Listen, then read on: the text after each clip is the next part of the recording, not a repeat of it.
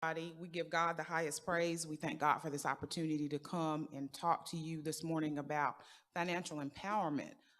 We're thankful that we have a ministry at Center Baptist where we can bring information to the masses about the possibilities of home ownership and about being financially prepared, as well as preparing for your future and preparing for credit, retirement, and everything that encompasses that. So before we get started, we always want to pray and invoke the aid of deity. Father, we thank you, Lord, for this opportunity to come before your people. We thank you for those watching live on Facebook. Lord, we thank you for those who may be on the way. Father, we pray that we share information today that will be a blessing to your people, Lord, and that they will be able to gain knowledge and understanding about uh, budgeting and being financially prepared to purchase a home. Father, we just thank you and we praise you. In Jesus' name we pray. Amen. So, first of all, home ownership is pretty much the American dream. Is for all of us who aspire to raise families or even being single. Home ownership is a way of building generational wealth. So, with that being said, we want to talk about the processes of home ownership. First and foremost, before preparing to purchase a home, home purchase is probably one of the most or one of the largest expenses that any one of us can purchase outside of college. Um, Home ownership is something that you don't want to jump into ill advisedly. You want to prepare for home ownership. And in preparing, first and foremost, budgeting is the most important thing because setting a strong budget is going to allow you to know how much of a home you can afford. The last thing you want to do is just jump out there and not have your monies, your finances budgeted so that you know what you can allot for, you know what you can financially afford. So, first and foremost, budget. Plan a budget and work within that plan, that planned budget.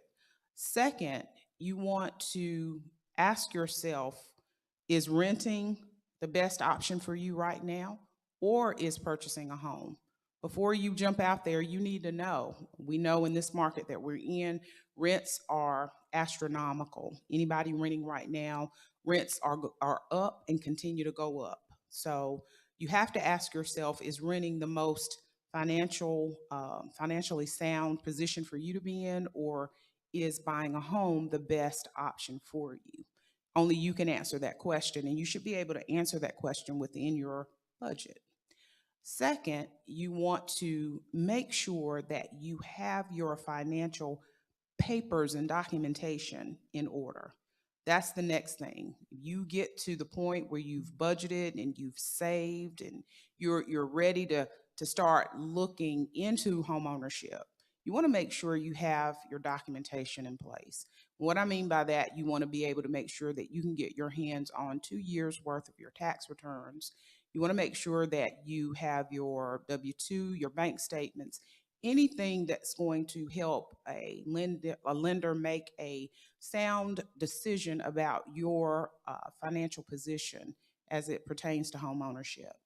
You definitely want to have that in order. You want to make sure that you have your documentation because they're going to want to see everything that you've done. They want to make sure, hey, you're able to pay back any monies that you may potentially borrow. So make sure you have your documentation in order.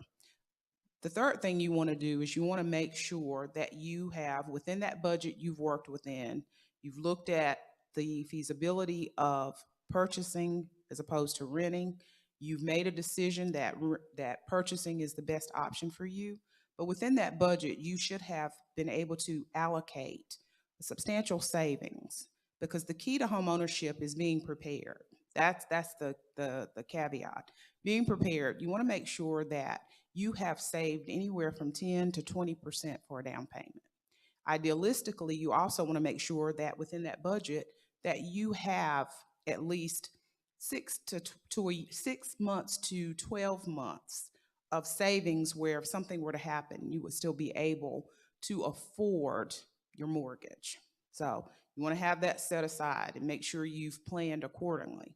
Also, you want to plan for the process, being able to order your third party reports, such as your property inspection, your termite inspection, your appraisal, any other types of inspections that you may want to do. If there's radon inspections that you may want to do, if you're living outside the city limits and you have well water, you want to make sure that you've set aside monies for an inspection on the well.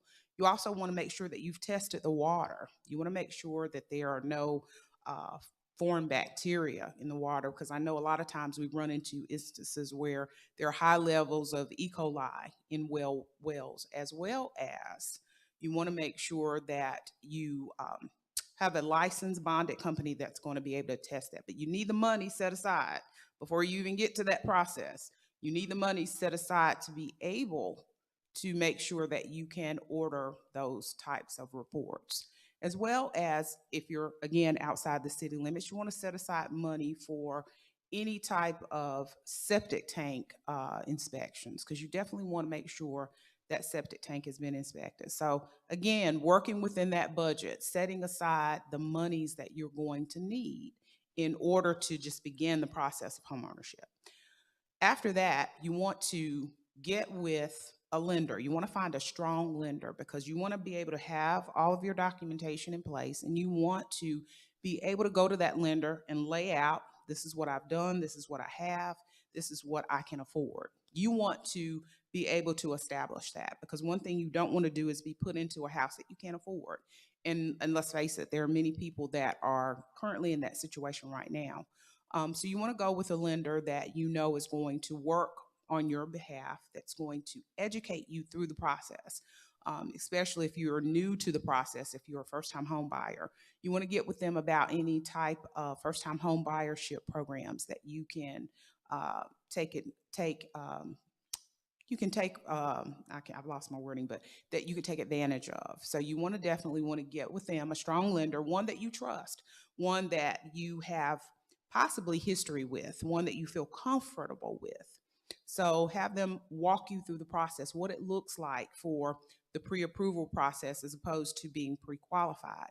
Preferably, if you've gotten your financial house in order, you would prefer to be pre-qualified. That's where they go through the process, they underwrite everything, and they tell you, okay, this is what you can afford, here's what you're qualified.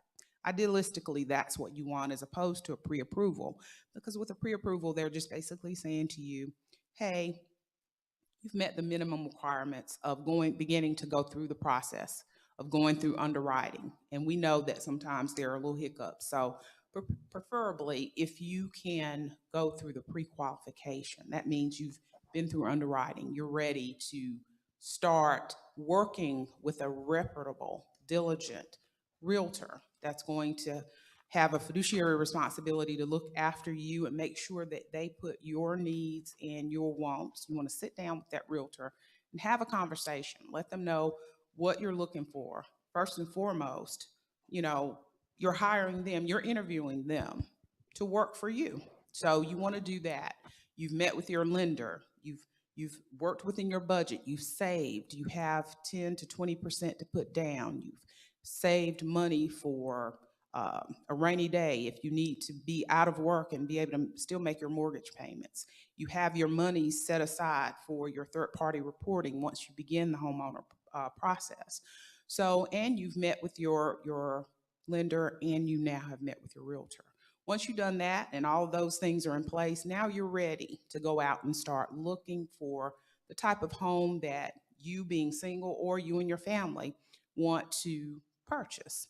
So already kind of have in mind what you're looking for. If you're looking for a two story, if you're looking for a ranch, already kind of have in mind what you're looking for. So once you begin looking and you decide, hey, I want to put an offer in, we're in a market now where the crazy negotiations have kind of subsided, where we're not seeing these way over asking offers anymore. What we're starting to see more is more contingencies, people buying down interest rates because interest rates are going up. We're starting to see a lot of creativity as it pertains to structuring offers.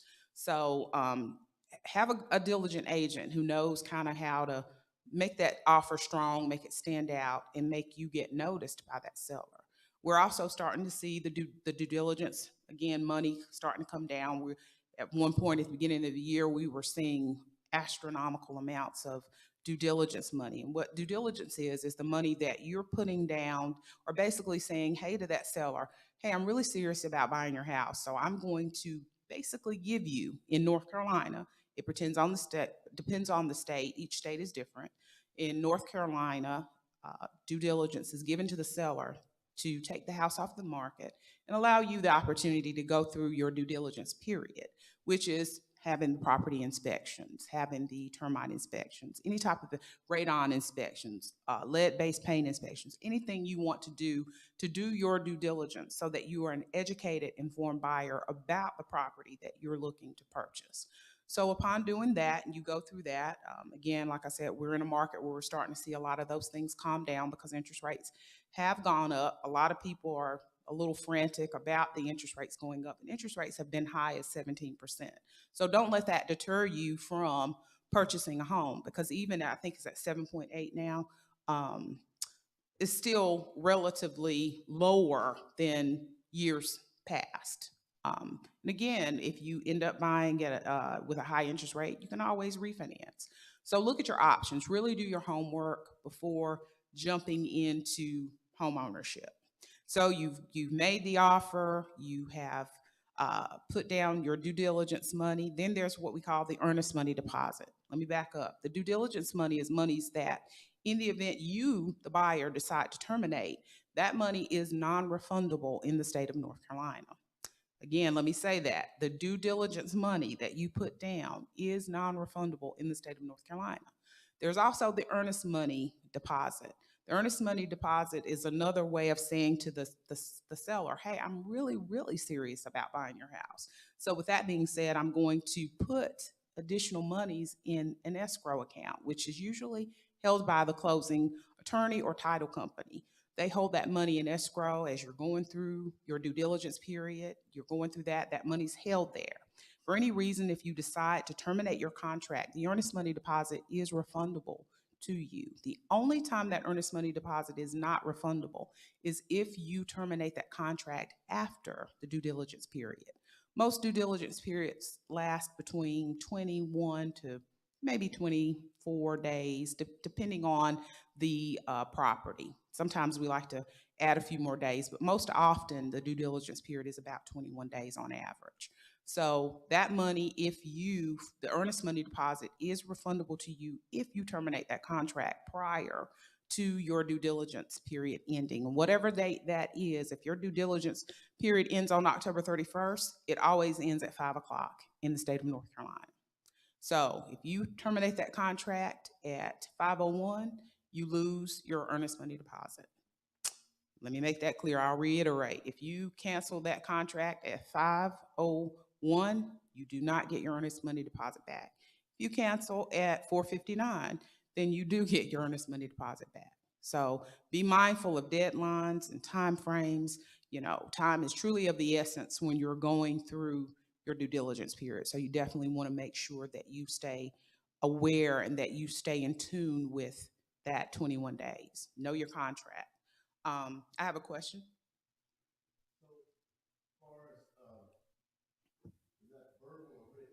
Written. It's in the contract, which is called the offer to purchase. That's the contract that you send to the seller saying, hey, this is what I'm offering. This is what we have contracted to offer you for the purchase of your property.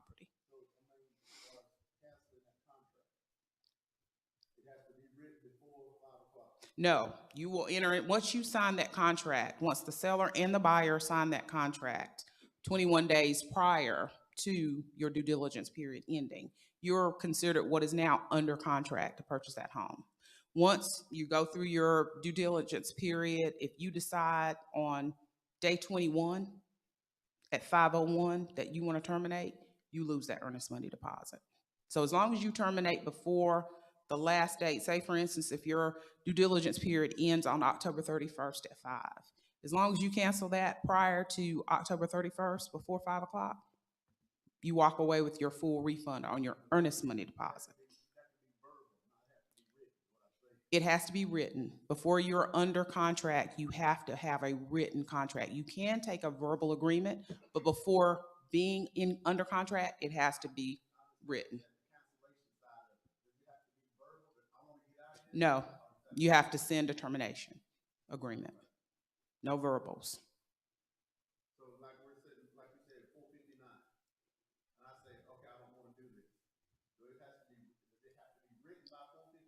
Yes, sir. You have to have a termination contract signed by you, the buyer, sent to the seller at 4:59. But now, if that seller doesn't sign it, then you still lose that money.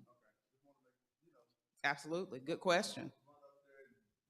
Right. That's why I said time is always of the essence in that due diligence period. You want to make sure that you stay cognizant of your time frames. I think I had one more question over here.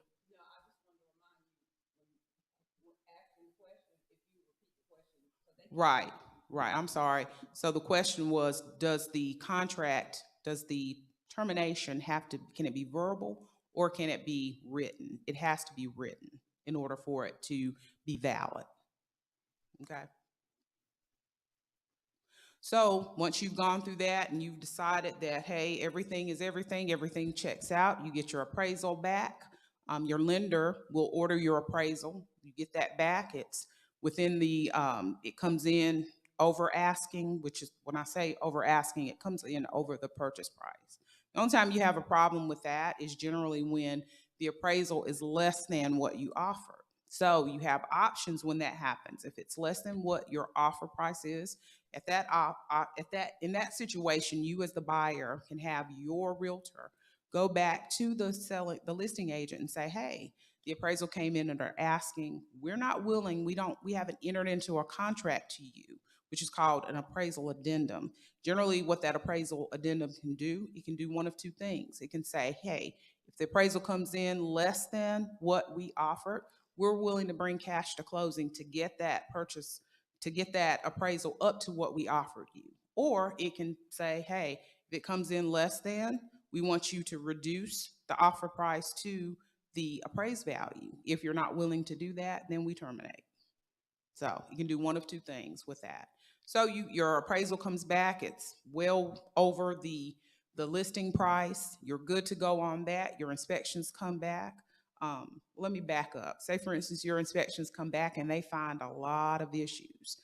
So you, as your realtor, is going to go through that inspection report along with the inspector, and you as the buyer, you're going to review that inspection report and decide what pertinent items you want to go back to the seller and ask them to remediate or repair. They can always come back to you in North Carolina and tell you, we are not making any repairs. At that time, as long as it's before your due diligence period, you have the option to terminate. You again get your earnest money deposit, but you do not get your due diligence money back. Again, this is in North Carolina. South Carolina is a different animal. With South Carolina, and we've got Latronda, he can touch on that a little bit. I'm a little rusty. I am licensed in South Carolina, but a lot of things have changed. So, but in South Carolina, they don't really have what's called they do have a due diligence money, but what that money is, it's held by it can be held by the a closing attorney or what have you. They hold that money. Or really, let me back up. Let me just reiterate. In South Carolina, you don't send them any due diligence money unless you terminate the contract. That's when the due diligence comes into play in South Carolina. Yes, sir.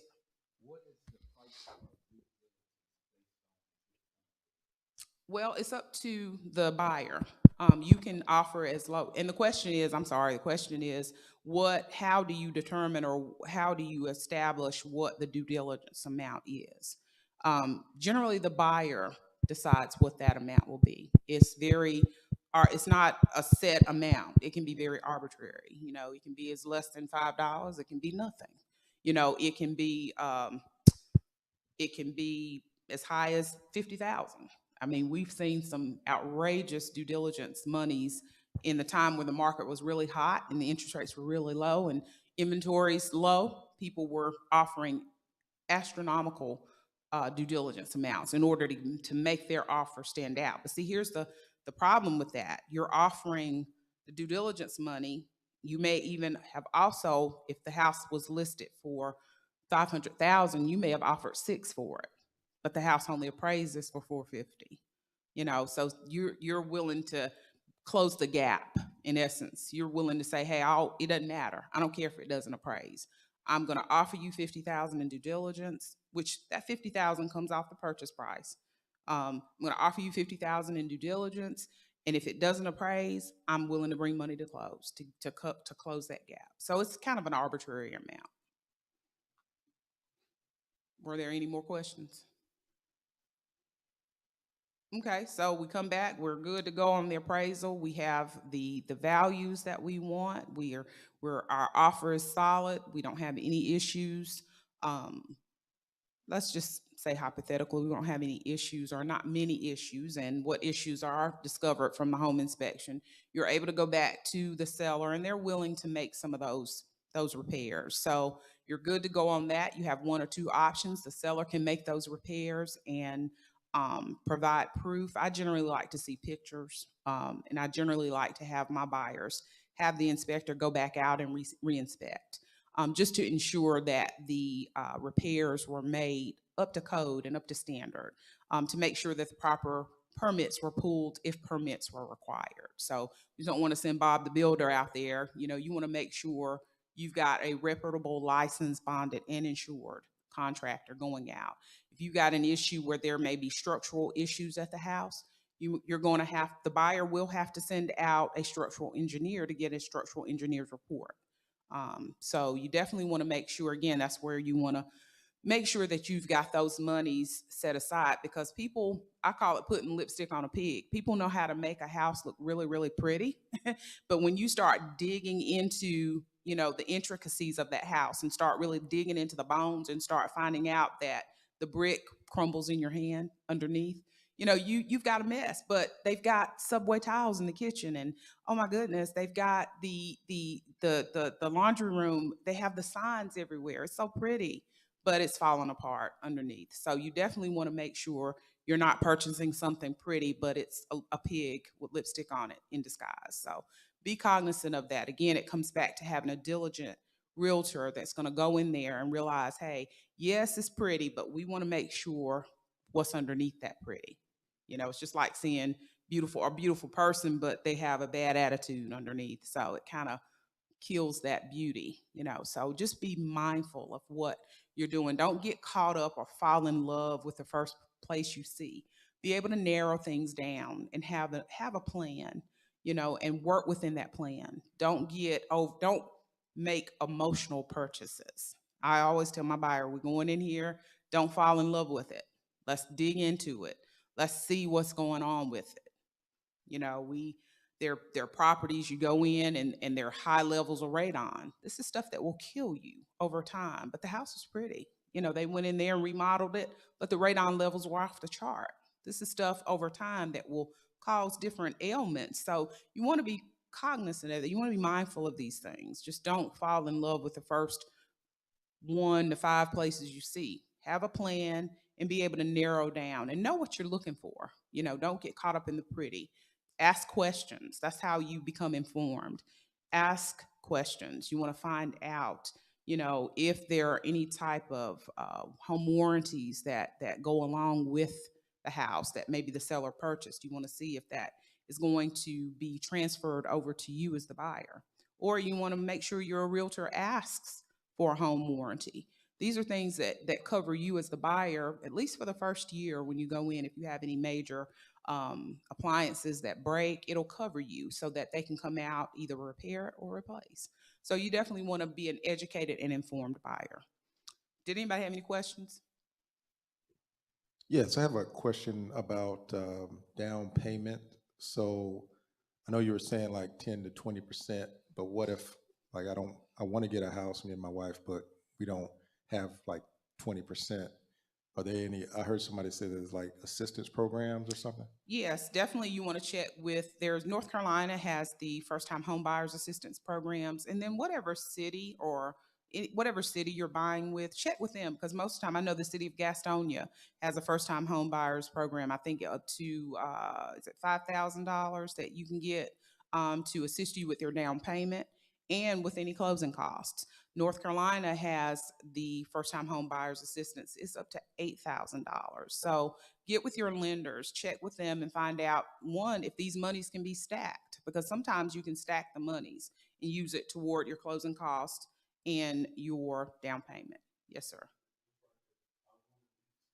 Yes, but check with your lender, because some of them can be stacked and some can't. You want to make sure that if you're applying for these, that you're actually getting grants, because I think most of the grants, and I'm not sure, don't hold me to this, some of the grants can be stacked.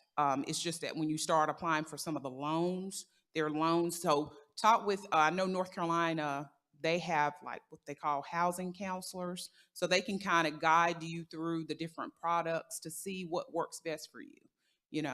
They're different programs, so you definitely want to reach out to them and find out how those programs are structured, but some of them can be stacked. But check with your lender to make sure, one, that they are a lender that offers the first time home buyers assistance programs, because sometimes there are certain lenders that don't participate in them because it is a lot of paperwork. So there's some things that you have to kind of do on the front end, but try to have all of that taken care of before you even start the process. Look into that. And again, if you're working with a good, strong lender, they should be able to walk you through that. So the question was, can some of them be stacked? Okay. Were any other questions? And I think we were at the process where we got everything in. Our reports are good, everything's strong, and so we get the word from our lender that we're clear to close. So that means you've gone through. If they didn't pre-qualify you up front, if you've only got a pre-approval, you've gone through the underwriting process, or vice versa. If they pre-qualified you, you've gone through and they've checked everything that they need to check. You're clear to close. So you'll get what's considered a closing disclosure. You want to review that, make sure that you know what you need to bring to closing, how much your down payment is, what you are going to be responsible for closing costs. You want to make sure you review that, because sometimes they have it in the wrong columns. I know I have a client that I'm working with, and after reviewing some of her information, some of the information was not in the proper place. So we were able to look at that and get that corrected before we actually get to the closing table. So definitely read over that. Make sure you understand what your financial responsibilities are, so that you know what you're bringing to the closing table when it comes time to close. So with that being said, you've gotten to that point, you're clear to close. At that point, your realtor is going to, if there were any items that needed to be remediated, you've sent the inspector out there. He's re-inspected, he's determined that everything was done up to standard. Then the realtor is going to schedule what's called a final walkthrough. You want to go through there and create what I call like a punch list. Anything that may have uh, was supposed to have remained in the property. Sometimes people take stuff. They'll tell you that the refrigerator conveys or the stove conveys. Then you get there, there's no refrigerator. So you want to make sure you have all that in the contract. So somebody has to be responsible for making sure that you have that refrigerator that was supposed to convey to you. Make sure you know what conveys and that it is included in your offer to purchase. Because if you fail to include that refrigerator, then you don't really have any standing ground, and you as the realtor have to now buy that refrigerator that you failed to include in the offer to purchase. So always get with the listing agent and find out, make sure you check to see what conveys. Also back up, and this is a little side bit for the realtors, make sure you are doing your due diligence. Make sure you are checking to see if that house is listed as a 3-bedroom, but you pull the permits, it's on a septic, you pull that permit and it's a 2-bedroom house on that septic, that's a problem. So that information was improperly listed in the MLS. So somebody has to fall on the sword for that. So make sure you're asking the questions as realtors. That's a little sidebar for the realtors in the house, because it can happen. Make sure that you do your due diligence as far as knowing if the property is on you as the buyer agent, you as the buyer. Make sure you know where what the utilities are. Is it on uh, well water? Is it on septic? Is it on city water and city sewer? Make sure you ask these questions, because there have been instances where you go under contract thinking you've got city water and it's on well. So who has to remediate that? Then it becomes a problem. So make sure you're asking these questions. Do as much. There is no dumb questions. There are no dumb questions. The only dumb questions are the ones not asked. So ask questions. Stay in the process. Stay involved. Stay engaged. Do your homework. Did anybody have any questions? Yes, ma'am. So you touched on the process for a home buyer. Yes. Can you touch on the process that I would need to go through if I'm getting ready to sell my house? Sure. So if you are a seller, you want to first of all make sure you are aware of what you've done at the property to correct any issues. Keep your documentation. If you're on well water, make sure you know, or you can keep record of any type of major repairs or any type of things that you've done to the property. If you've replaced the roof, if you've remodeled a room, make sure you know if permits were pulled, that you had a licensed contractor to do any type of work and that he pulled the proper permits. Make sure you have documentation to be able to show.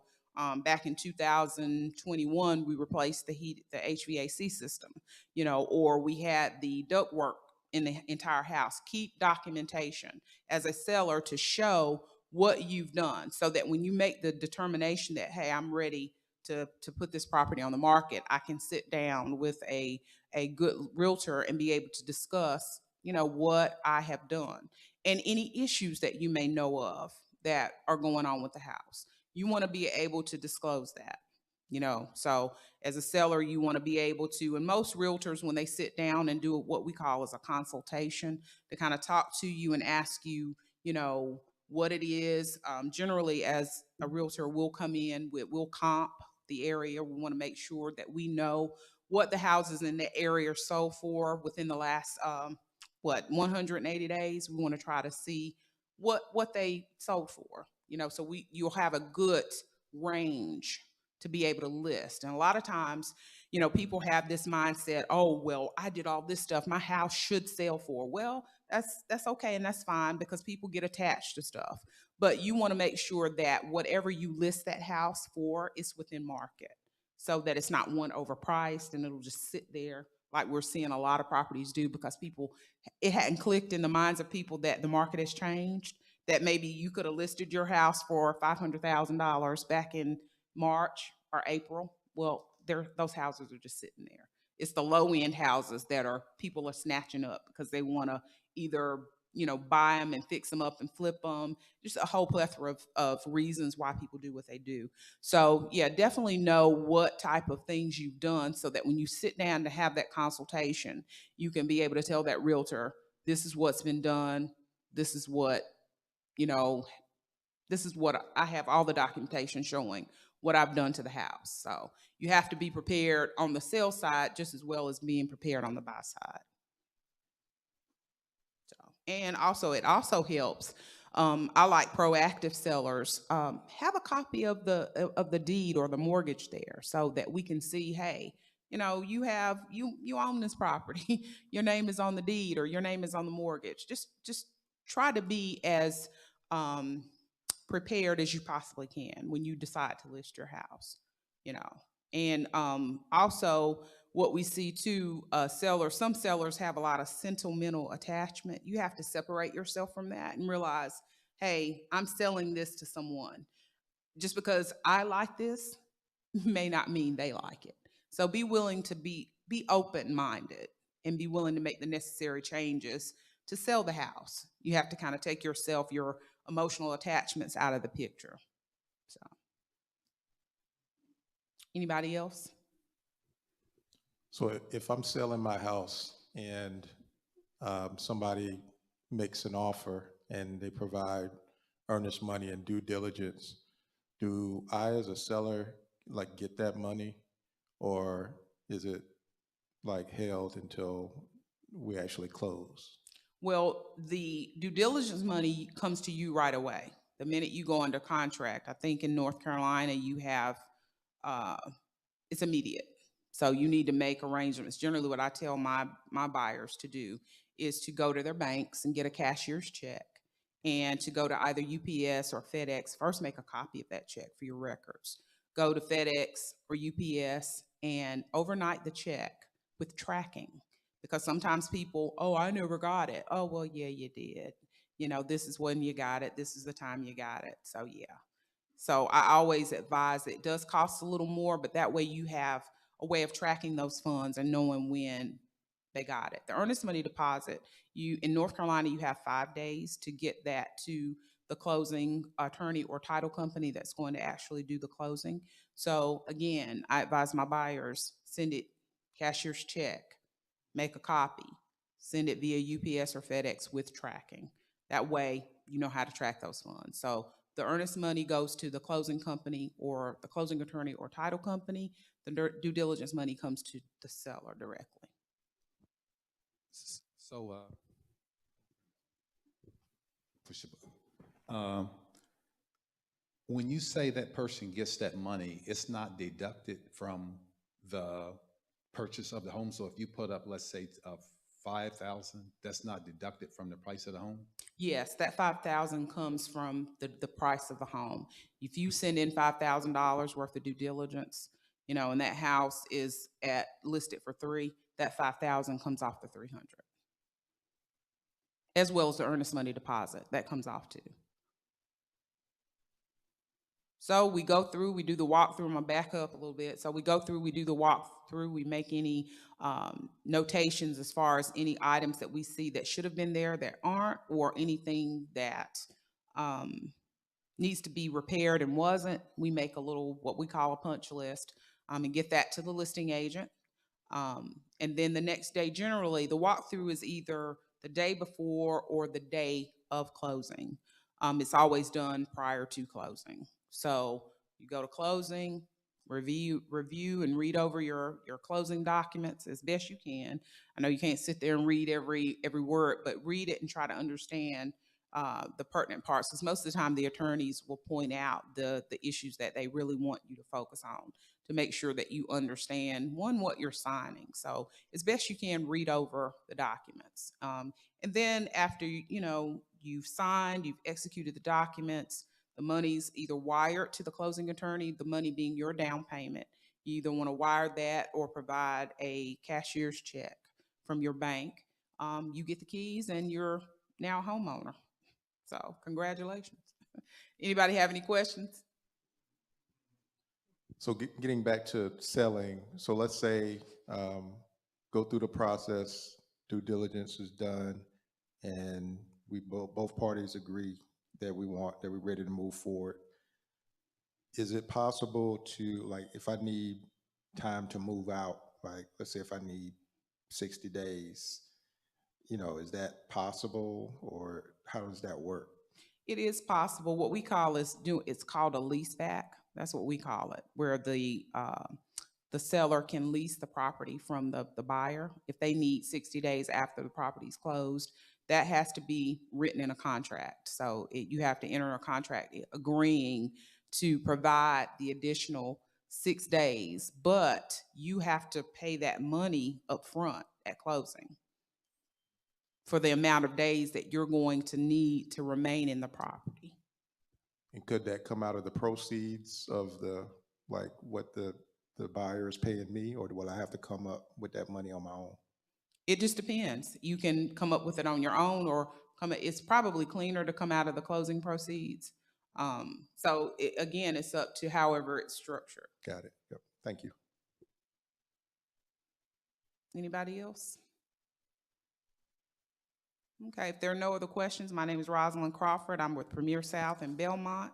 If you have any questions or want to go over any of the things that we've covered, please feel free to reach out to me. I'm happy to answer any questions that you have. I can be reached at 704-678-3028. Again, that's 704-678-3028 for any questions or any consultations that you may want to have as it pertains to home ownership and listing your properties. Again, I'm happy to answer any questions. So thank you for your time. And up next, we're going to have Mr. Greg Stevenson talking about the importance of budgeting your finances. Thank you.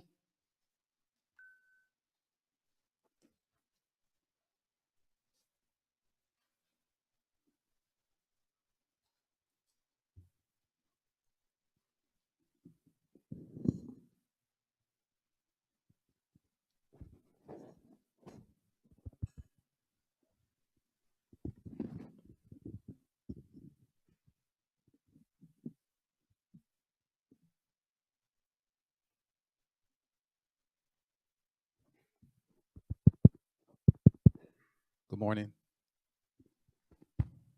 Testing.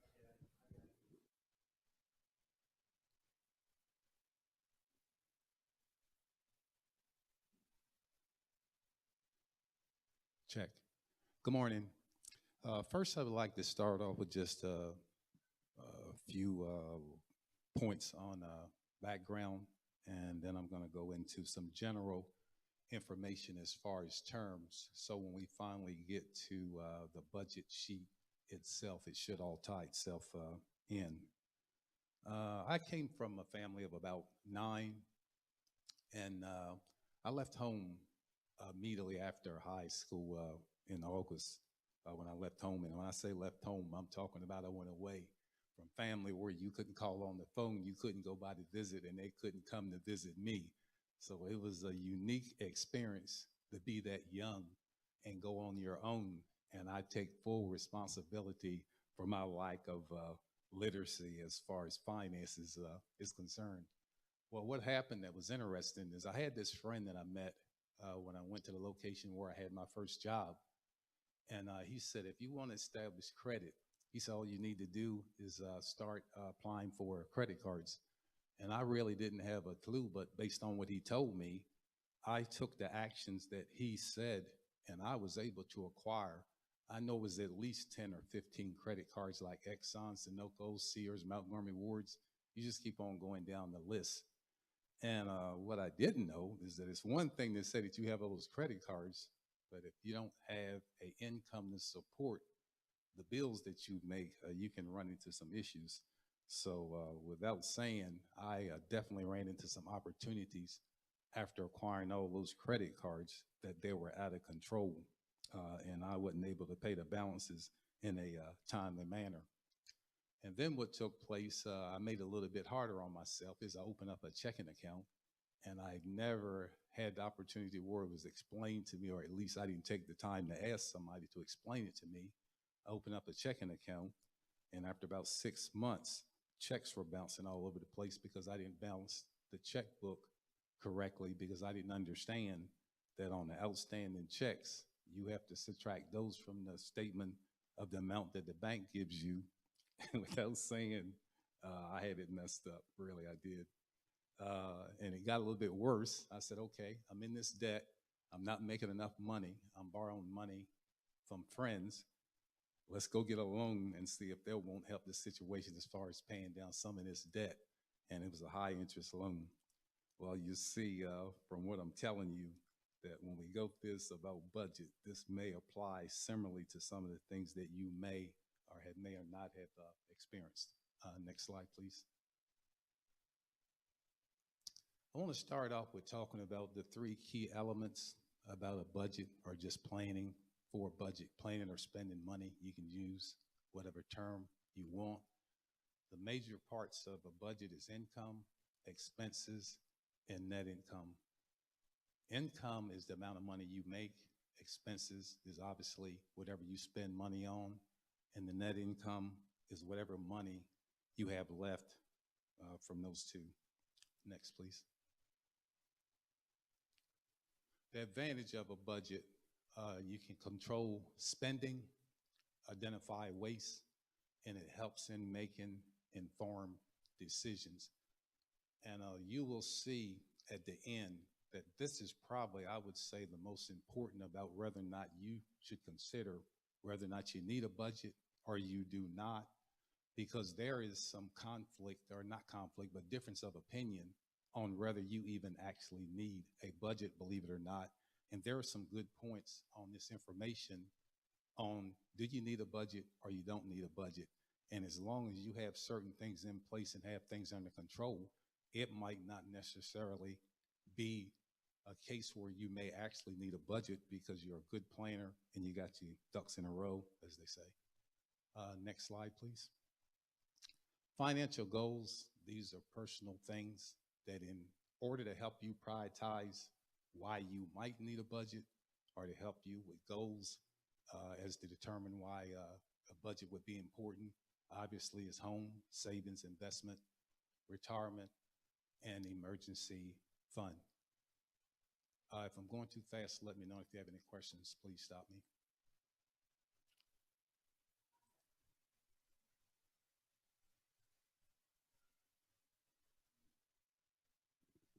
I have a question.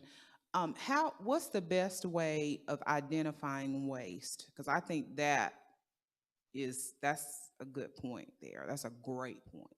How can you identify waste? Would it be stopping at the local coffee shop once a week? I mean, well, every day, or would it be eating out? Are those ways that you could look at as opposed to just carrying your lunch or making coffee at home? Right. How can you identify that?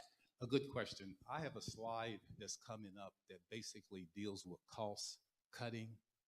And so it's a matter of choice of personal opinion. I'll give you an example as far as the slide that will be coming up in cost cutting. I was a person that was going out to eat almost for every meal, and it wasn't necessary. So when you say waste, if you are not able to keep up with your bills as far as what you pay off, and you got large interest credit cards, to me, that would be waste because you're going out to eat for 3 meals. And if you just only go out to eat for 1. Another good example would be with men, if you're getting a haircut every week, why don't you get one every 2 weeks? So you got all these different kinds of examples where you don't have to totally eliminate some of the things that you would like to do. You just cut back on them. Another one would be as far as the type of vacation that you take. Instead of taking a vacation that costs $4,000, how about a vacation that only costs $1,500 or $1,800?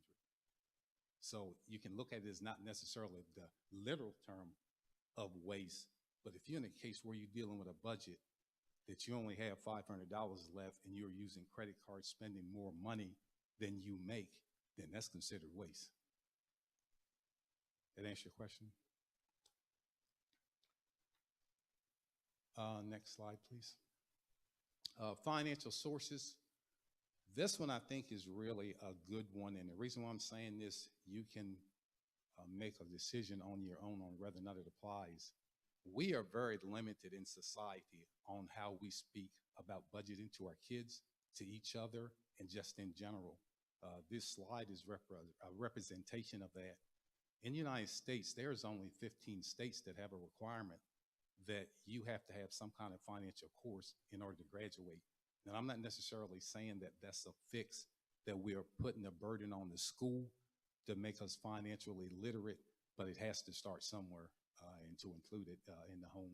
I have up there parents, friends, advisors, books and videos, and classes and workshops, but there's obviously a tremendous amount of more resources. And something I've found in just asking questions to a lot of friends and family, I can tell you in the conclusion of the information that I collected from them, one of the key things that they said they wish they had known when they were younger is more about just the basics of finances. I don't care if it's something as simple as balancing a check, saving money, because how it was brought to me one time, because I mean, I'm just like anybody else. I wasn't like no serious person about finances. But I remember one time I was visiting a family friend, and this gentleman, he was an older gentleman. He had his stuff together. And he said to me, he said, there is a lot of money that will be flowing through your hands. And if you don't take the time to manage some of it, you will totally be broke at the end of the day. And I'm here to tell you, he said that to me when I was a very young age. And I'm going to show you some numbers later on a slide later in the presentation that you will see exactly what I'm talking about. And I did not see it as clearly as he stated it to me, but I knew he was saying something that was important. But later on, we'll cover that more in the slide that I have coming up. Next, please. Obviously, a large percent of the purchases that we make in general is totally emotional driven. I don't think it's somebody in here or that's viewing this that has not or continue to make emotional decisions. I'll give you an example of what I use as an excuse as far as emotional decision. You can see something you want and you don't have enough money for it, and there's probably other priorities. And what you will say to yourself is something like I said, where I said, you know what? If I buy this in July and if I stop doing this and this, that'll give me enough money to purchase this. And in a lot of cases, believe it or not, especially since I've gotten a little bit more mature as far as finances, I normally am quick to pay things off, but I can tell you I've done just like anybody else, where you might see a car on that lot and you know probably you need to take a step down and not really pick that particular car, but it's based on emotions. Let's speak a little about needs. It's necessary to live and function. Wants is to improve your quality of life. This is another, I think, 2 key points in the presentation is a need and a want. A lot of us confuse those two because there's a lot of things that we buy that we want and not necessarily a need. And when you look at the actual value of some of the things that we accumulate, they don't have much value at all. It's just a misconception of the way we spend money sometimes. Next, please. Yes. I think I have more of a statement for me. When I sit back and look at it, you touched on something about the emotional buying. When I sit back and look at it, you know, I love my car, but I kind of regret ever buying it because of the expenses of maintaining it. I didn't think about that, you know, and it costs, you know, I love it, but again, if I had to do it over again, I would have rethought that purchase and used the money to save. So I think that is a great point. I think it was a lot of emotion behind, you know, buying that car because it was a new job and, you know, it was higher salary and, you know, now all of that's not in the picture anymore. So emotional spending is pretty much the driving force behind why we get in debt so fast. Good point. I've had a number of cases where I've had a conversation with other people, to include myself, that was one of the main reasons why I didn't buy a car, because I looked up the reliability and I also looked up the maintenance costs of that vehicle. And I'm not going to call no brands or nothing, but there are some cars that cost $150 just to change the oil. It's cars that it costs $700 just to change the battery. And people don't realize that until they buy the car. Matter of fact, my sister's son had bought a car and he wanted to take it to get the battery changed, and it cost $700. And it wasn't that the battery cost that much. They had to reset the computer on the car. And that's what ended up with the two put together, that it cost that much money. And I didn't know that. When he said that to me, because of my sister's son, I was like, you don't have to worry about me purchasing a vehicle that it costs $700 for a battery, because I like riding, but not that well.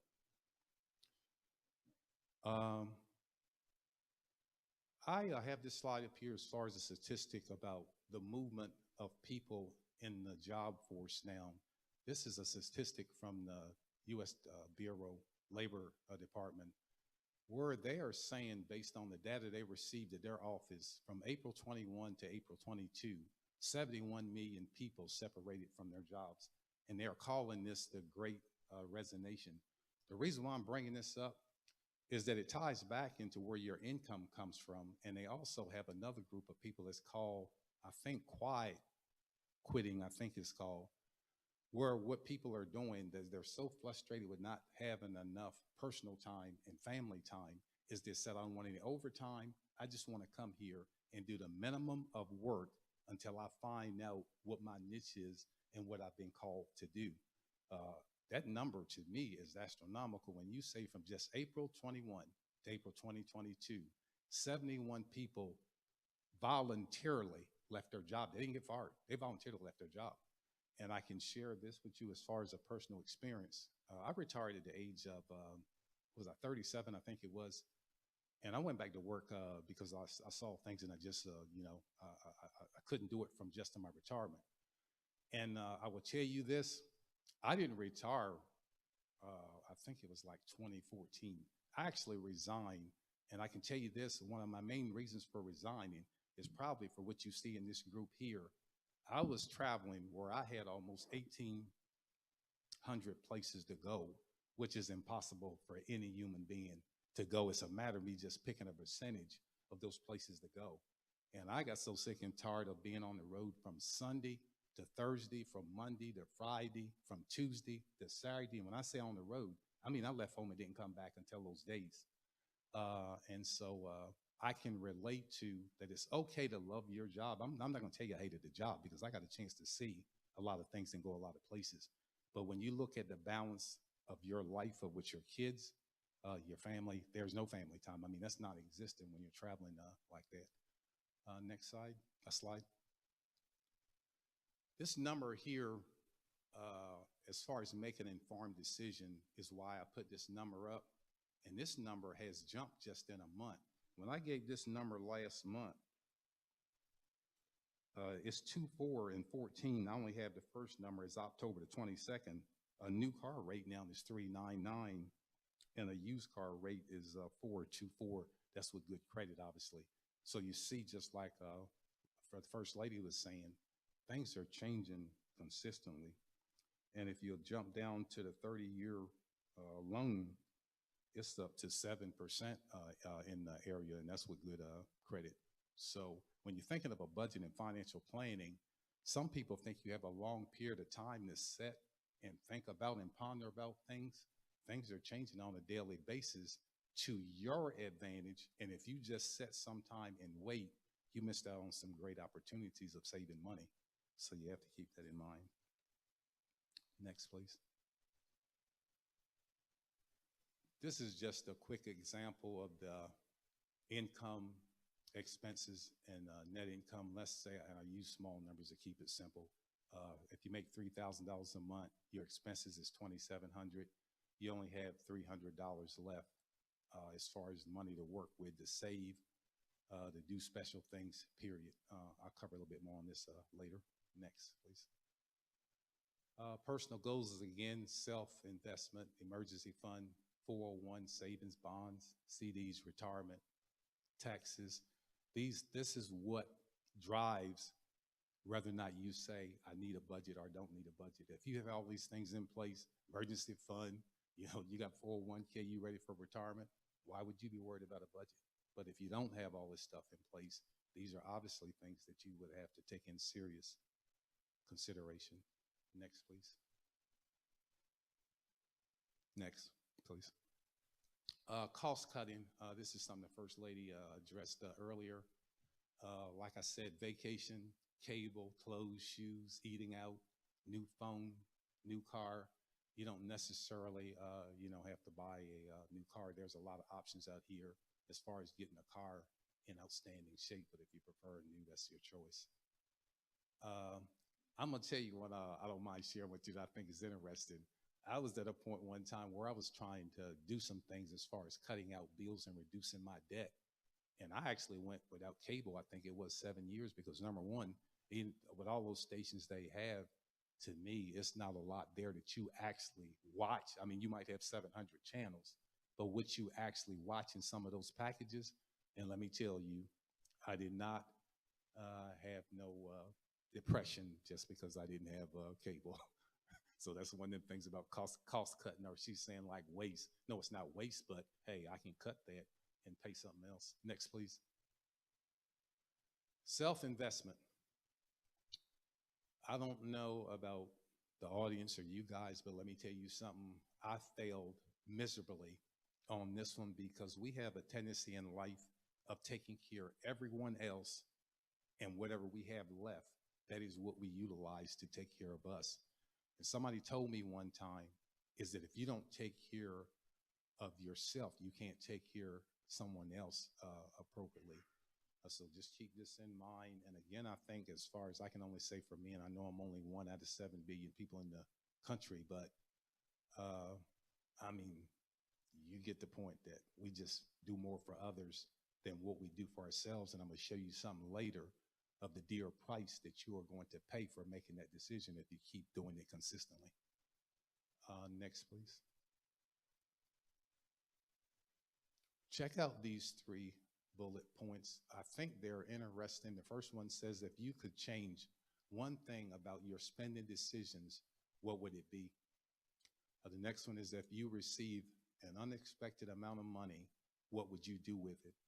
Now, you remember when they were sending out those stimulus checks or whatever it was, and I'm quite sure at one time and point in your life, you received money from somewhere that you didn't know where it was coming from.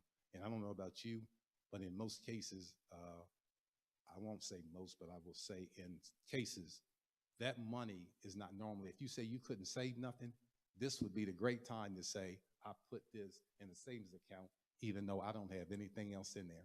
But normally that money goes in a different direction. Information is vital to making sound finance decisions. That was mentioned earlier, and it's worth repeating. Next, please. Here's one of these examples that it blew my mind when I sat down and really thought about it. If you think the number of years that the average person works, they will tell you anywhere from 30, 35 to 40 years. If you'll take a look at these numbers, if you only worked 30 years and you made $30,000 without any pay increases, that would be a total of $900,000 in pay that you received. And what I think is interesting about this figure, how much of it did we save?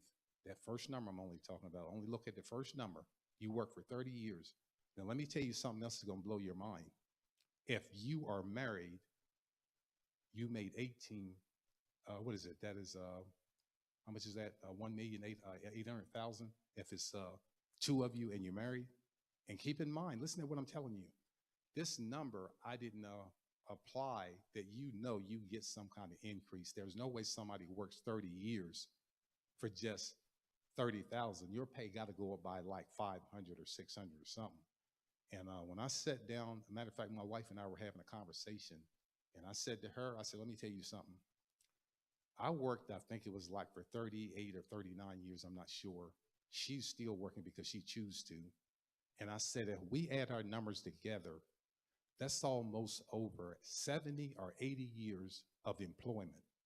And when you add a figure to that number, please tell me how we can say we are not making enough and we can't make it when you're making that kind of money. Because I can tell you now, honestly, I can't show you an asset in a lot of cases that is justifying where that money went. And if you look at the second number, if you work 40 years and only make $30,000, you'd make $1,200,000. So you get the point on that. You have to be able to sit down at some point and go where I want to be and where I want to go. And if you don't, I'm going to show you a slide here later that that's also a penalty. Next, please. Next. Here is, I hope you can see it, but this is just a basic format. That there's all kinds of formats. They have fancy things. Matter of fact, I made up one of my own where you can go into Excel and put this together where it actually automatically deducts and add numbers to paying bills and all kinds of stuff. And online, they got real simple stuff about what you do as far as listing out your budget. And I will tell you, this example I gave you here is about the most simplistic, because most of us has a lot more entries to make on a budget. And what I'd like for you to do, and somebody to answer your question for me, it's a major thing that's not showing up here on this budget that's important. Can somebody tell me what it is? It's something simple. Matter of fact, it's a couple of things up here I'm quite sure you would say, in addition to me saying it's nothing up there in this category. Yes, there's nothing up there about savings, 401k or nothing. You have to be able to catch something like that, because if you don't, I don't know how you're making it. Well, don't get me wrong. I mean, that's not the easiest thing in the world to see, because I'm looking at it from here. You might be seeing it clearer than me, but yes, that's the major thing that's missing. Next, please.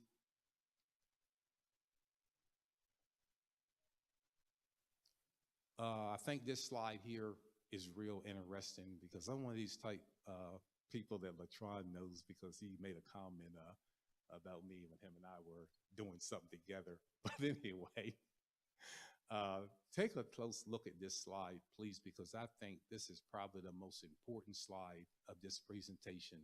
And almost every family member and friend I've talked to have said this number is blowing me away. What this number represents is that if you made $40,000 a year, and if you live 10 years, and if you want to stay at your current income level, you would need $400,000 just to live 10 years on what the income was that you had before you retired. Now, keep in mind, this number is not factored in if you do draw Social Security. This number is not factored in if you did save some money for a 401k.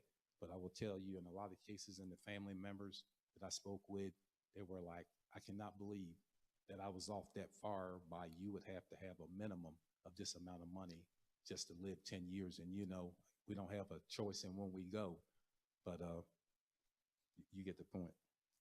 Next slide, please. Is there any questions?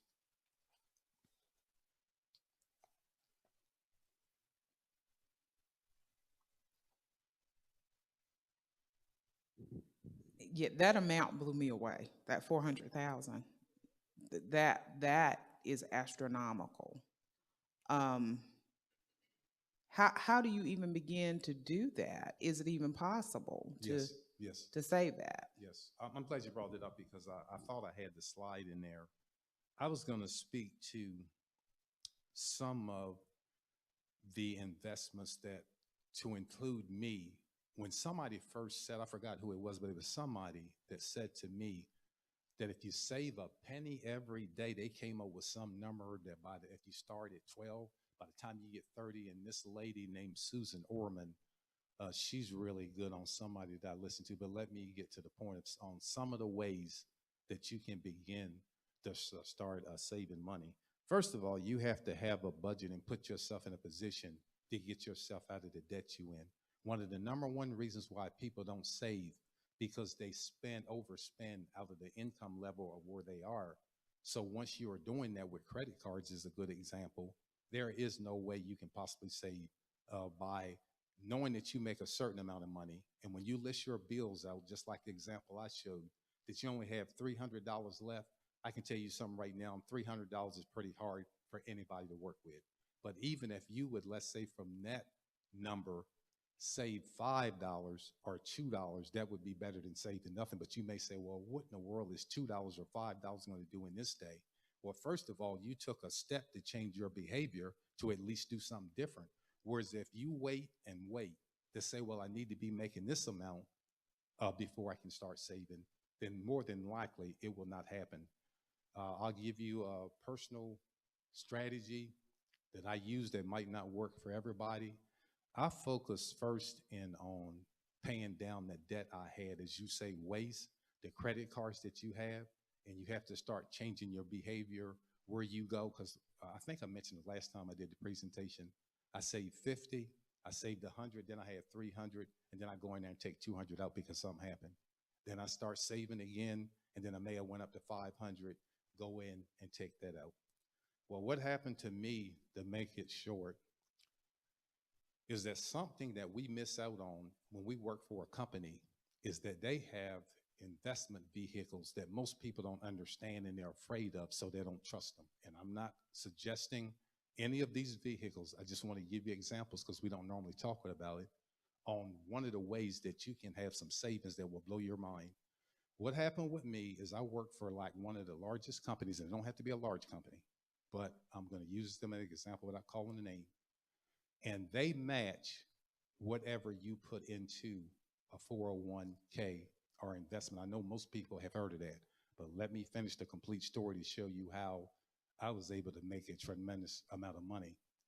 What happened with me was in the company I was in, I pay attention to when I'm in companies where a lot of people just go to work and say, I'm making the money I want. But one of the key things I did in this company, because I was totally illiterate about stocks and all this about the stock market, and I still don't know a lot about the stock market. But what I'm going to tell you, if you just know this, I made a tremendous amount of money. What I did is the company gave a briefing every day and every week on where they stood. So I automatically knew the company was growing. They were building places all over the place. This company was making $53 million a month that I was in. And what I did is I said, I don't understand stock, but if somebody's making $53 million a month and telling me they're building businesses all over this country and they can't hire people fast enough to open up the businesses, I said, I don't want to be no business strategist. All I know is I'm going to start buying stock from this company. Well, I bought stock when it was $7 a share. And here was I'm going to tell you. Who do you know that's not wasting more than $7 a week or a month? And so all you do is say to yourself, if the stock is $7, what if I just want to buy 10, 15, or 20 shares a month? And that's exactly what I did. Well, to make a long story short, the stock was $7, $7. I was only there for 5 years. When I left, that stock was up to $92. So here's how stock worked. If I bought 10 shares and it was worth $7, and if I had 500 shares when I left, it's 500 times 92 now, not 500 times 7. That's one vehicle just alone. And if you don't want to get into the stock market because people say they're afraid, something else I found that you can't do, you normally can't put money in a local place where you just jump in your car and ride down there and you can get the money out real quick. So something that professionals recommend, if you're going to save that way, put the money in some type of account where you have to go out your way to actually go get the money. And you're not going to believe this when I tell you, to this day, I don't have a debit card because of that reason, because debit cards to me is too easy for you to go in your, go to a location, stick that thing in that machine, and then when you get home, you go, let me see how much money I got left. To this day, and I have, now they're probably going to make me before it's over with because of technology that you're going to have a debit card. But since I have to go all the way to the bank to write a check, I'm still writing checks. It makes me discipline myself that I'm going through some steps to go get some money now. I know you guys, and I don't either. Why would I be standing in line this day and time, writing a check and saying, give me $200 or give me $100 from my account? What it does for me is it stops me, even though I'm pretty disciplined, from just grabbing money with that card. And like I said, that's not going to work for everybody. Some people are, matter of fact, what the experts are saying, you don't have to worry as much about trying to manage your money because of the electronics, that if you have 5 bills that are major, like your home, or what is it, college loans, car payment, most people automatically having that taken from their check to begin with. So the money you are dealing with in your account, the professionals are saying, let's not get too happy and all up about this budget stuff. But as you can see from some of the other slides I presented, what about your savings? What about, what about your 401k? What about your retirement? And the emergency fund, I didn't really dwell upon a lot. That's something else that gets to include me. An emergency is going to come up. I don't care what nobody say. Your car is going to wait till you get everything paid off, and then it's something major that normally happens with that car that you go, car, I know you did not do this, and I just got everything paid. Or if it's not the car, it's one of the kids that call and say, hey, this just happened. And I mean, there are several things that can come about that's the reason why you have that emergency fund. Yes. Okay. Is there any other questions? Yeah, is there like a certain amount for the emergency fund that you should have, or is it different depending on the person? What the experts are recommending is anywhere from 6 months to a year, and I can tell you that's right on. And what most people will say is that's a lot of money. Well, I can tell you now, the emergency is coming. If you own a home, I remember I had to get all the plumbing replaced. I had to replace the water heater. I had to replace the roof. I mean, the list goes on. And I'm going to tell you now, those are not cheap items on a list if anybody owns a home. And if you're renting, it doesn't make a difference. There are still other emergencies. Another one is medical costs. And if it's not medical costs, It's the amount of money you spend to go take care of an immediate relative that costs a tremendous amount of money. That happened to me where I was running I was going all the way to Delaware to give somebody assistance, and it was killing me. So, I mean, you got to kind of like prepare to the best of your ability. Any other questions? Yes. Do you think because we are more of a consumer-driven society, that plays a part in our inability to be able to prepare down the road? Do you think it's because there's so much bombardment put in front of us, buy this, or buy now, pay later? You know, it's just every time you turn around, there's some type of something to be consumed, whereas we're not really, we've checked out of our, or we've checked out of being innovative, you know, looking at making products, more so consuming products as a country. I think, you know, there was a time in America where people were more entrepreneurial. They were looking for ways, different revenue streams and things. I think that may have a reason why people kind of, you know, disconnected themselves from jobs, you know, because they wanted to be valued more. Right, You know, right. do you think it's because we're such a consumer driven society that because every time you turn around, you know, case in point, I share this with me. I couldn't hear on my phone. I could only hear if I put it on speaker. Well, because I deal with people's personal information, I clearly can't be walking around with my phone on speaker all the time.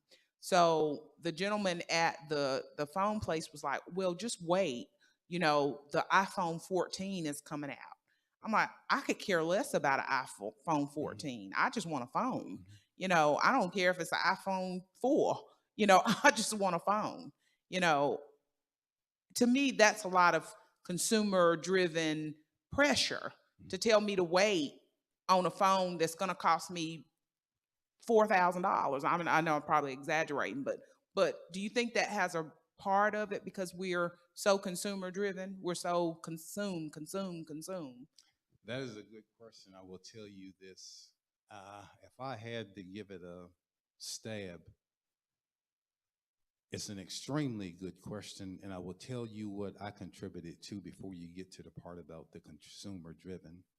I think it's more of an issue of literacy, to be honest with you, because because I had a job where I had to acquire a lot of statistics on things and bring back what I found for an improvement.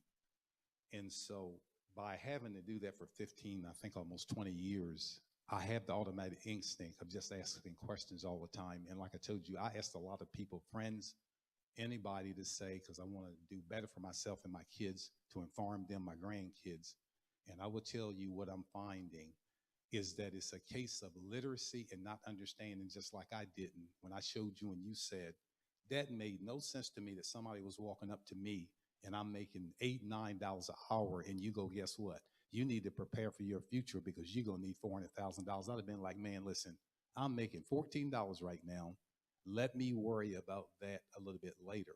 But see, if I would have taken the time to try to understand, and I'll ask you guys, how many times have you actually been around, let's say 20 people, 15, 30, and anything about finances come up? You were here where I graduated from. You were here what home, where I live.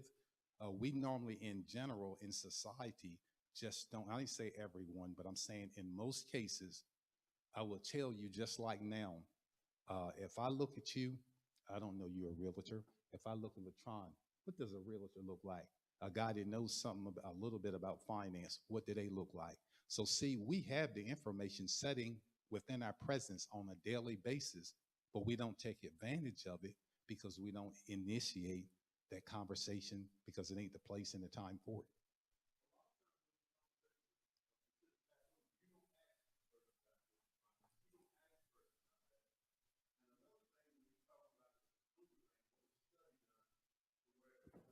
I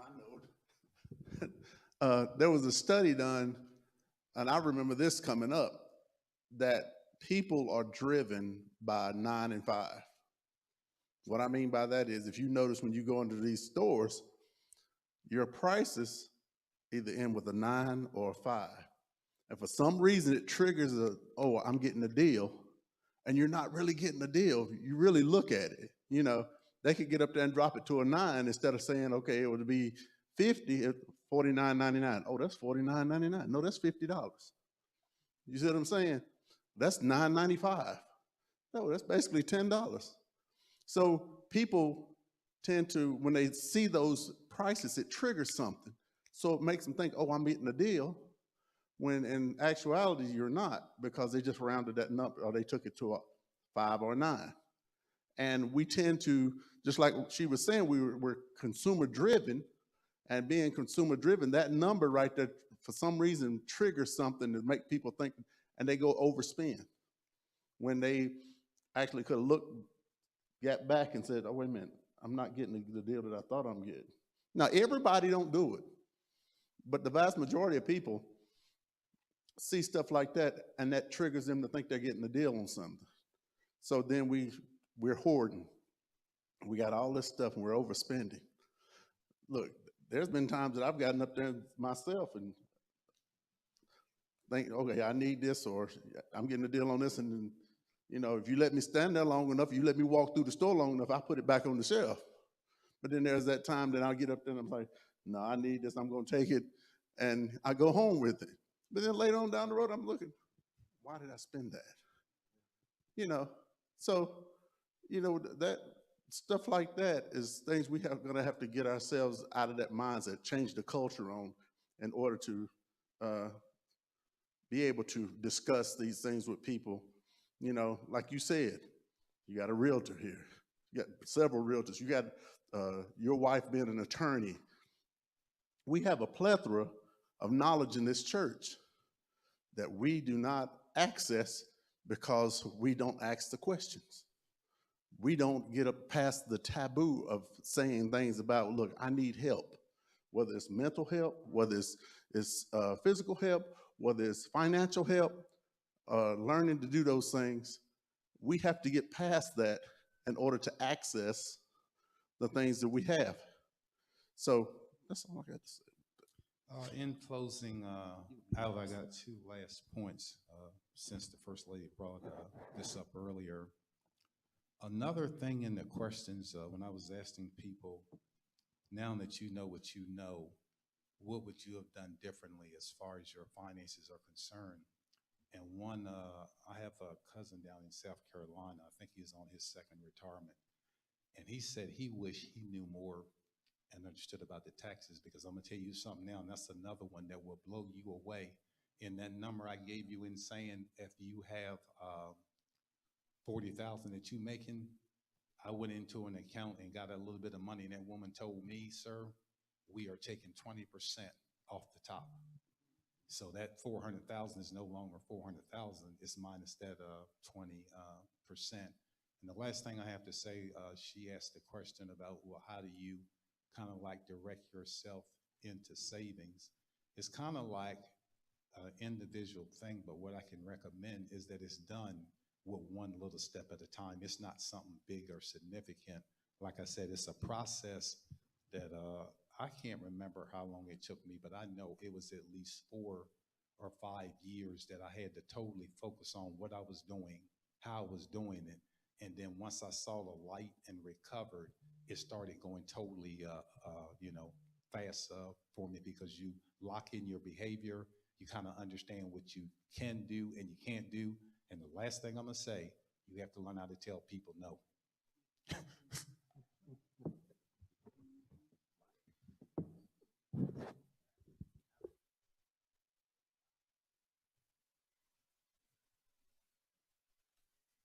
The next speaker coming up is Mr. Latron.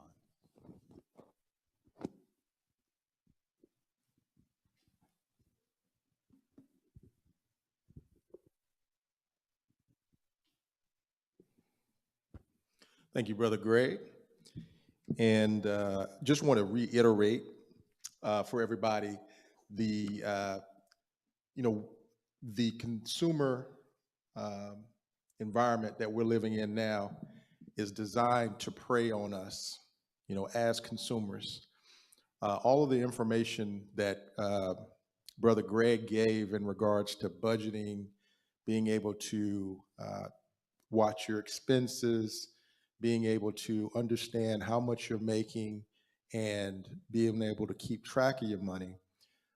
Our society that we live in today has been evolved to prey on us. And that kind of leads into my topic of discussion, which is about credit. And from, a biblical standpoint, we are taught, not to be a slave, to those that extend credit. But our society today is designed to prey on us with psychological gimmicks, and putting things in our face, convincing us that we need them, even though we can't afford it, right? And so that is the environment that we are living in today, and it's up to us to be diligent and vigilant in regards to our finances, so that we do not get sucked in, because it's very possible to get sucked in and be in a situation where you are in debt over your head and you can't get out. And if you're that, being in a situation like that can affect all aspects of your life. One of the primary reasons that married couples get divorced is because of what? Finances, right? And so it only takes one person to get in over their heads and cause frustration and stress for the entire marriage.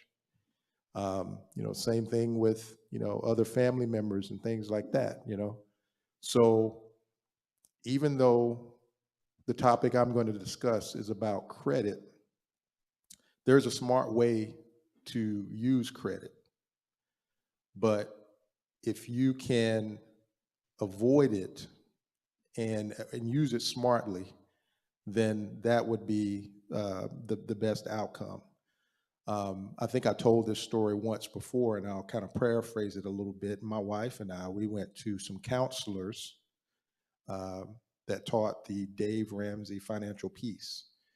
And, they told us that their credit score was in the 400s and that they could not rent an apartment. And so my wife and I were looking at each other like, well, what are we doing here? And then they told us one thing that was profound. They said, we can't rent an apartment. We can buy the building, but they can't qualify to rent the apartment. That's because they were millionaires. They had basically paid off their debt, and they didn't subscribe to the credit game, is what I call it. That's what our society is built off of. It's built off that FICO score that ranges from 300 or 350 to 850. And so you have a choice, and it's perfectly fine and acceptable if you want to, what I call, live off the grid and not subscribe to that. That's fine. But if you do subscribe to it, there is a way to do it and do it smart. We are rewarded in the FICO system, and that's something that you have to make sure that you understand. You're rewarded in the credit system for going more in debt, right? Now, how you manage that debt affects your credit, but you are rewarded for going in debt. Now, if you get in debt so far that, you're way in over your head, then, you are penalized if you mismanage that credit. So I just wanted to reiterate, the things that you heard about budgeting and management of your funds. That's very important. That's one of the most important things that we'd like to get across. As brother Greg said, and then even as you're looking at, qualifying for a home and all the knowledge, those things are very important. But how you manage your money is important. But I just want to take some time, if you do subscribe and want to improve your score, we need to learn a little bit about what that score is. So everybody heard of a credit score, right? It's a 3-digit number that basically determines, many things. Number one, whether you're going to qualify for a house, whether you're going to qualify for a car, or apartment. And in many cases, whether you will get the job or not. There are a lot of jobs that look at your credit score to determine, not necessarily that you'll be able to buy something, but they want to see, are you responsible? Especially if you get a job around money. They want to see, can you handle being around money? Can you manage your own finances? A lot of government jobs, especially if you're looking for, government jobs with top secret clearance, they're asking for your credit. You have to have good credit. And then they'll go talk to your family members and your neighbors and make sure you are who you say you are.